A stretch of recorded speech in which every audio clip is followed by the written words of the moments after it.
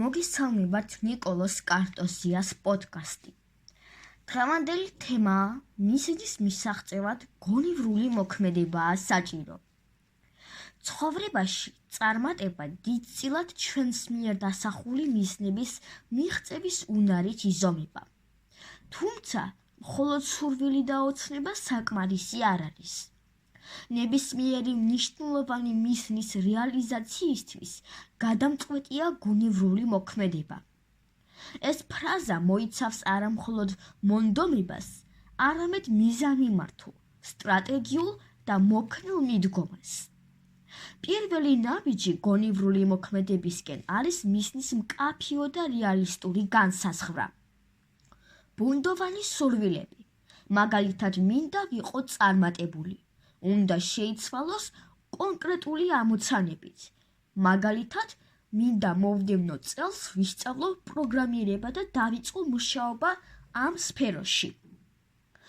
გონიერება აქ გულისხმობს სამოქმედო გეგმის შემუშავებას. ეს გეგმა უნდა იყოს დაყოფილი მცირე, მართვად ნაბიჯებად. დაგეგმვა გვეხმარება რესურსების, მაგალითად დროის, ენერგიის და ფულის ეფექტურად განაწილებაში და საშუალებას გვაძლევს კონცენტრირებული ვიყოთ მთავარზე. გონივრული მოქმედება არ ნიშნავს მუდმივ სირბილს, არამედ ნიშნავს სწორი მიმართულებით გადადგმულ ნაბიჯებს. რაც არ უნდა კარგად იყოს დაგეგმილი პროცესი, გზად ყოველთვის ჩნდება მოულოდნელი დაბრკოლებები და გამოწვევები. გონივრული მოქმედება სწორედ ამ ეტაპზე იძლევის უდიდეს მნიშვნელობას. გონიერი ადამიანი წარუმატებლობას აღიქვამს არა როგორც დასასრულს, არამედ როგორც სასწავლო გაკვეთილს. იგი აანალიზებს, თუ რატომ არ იმუშავა კონკრეტულმა მეთოდმა და იყენებს ამ ინფორმაციას შემდგომი ნაბიჯების გასაუმჯობესებლად. გეგმა არ უნდა იყოს უცვლელი დოგმა.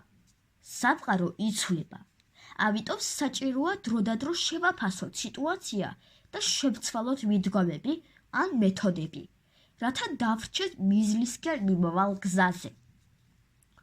გონივრული მოქმედება მოიცავს არა მხოლოდ ინტელექტუალურ, არამედ ემოციურ სიმწიფესაც. მიზნის მიღწევის გზა ხშირად გრძელი და დამქალცველია. ამ დროს საჭიროა დისციპლინა. მოქმედება მაშინაც, როდესაც მოტივაცია დაბალია, მოთმილება, იმის გაცნობიერება, რომ დიდი შედეგები მყისიერად არ მიიღწევა. ემოციების კონტროლი. იმედგაცრუება არ უნდა გაგვაჩეროს. უნდა შევძლოთ ემოციური რეაქციის გადაქცევა კონსტრუქციულ ენერგიად. თუკი მიზანს შევადარებთ ჩვეულებრივ ციხესიმაგრეს, გონივრული მოქმედება არის ის საგზაო რუკა და კომპასი, რომელიც იქ მიგვიყვანს. მხოლოდ ფიქრი და სურვილი იგივეა, რაც ციხესიმაგრეზე ფიქრი ფეხის მოუცვლელად.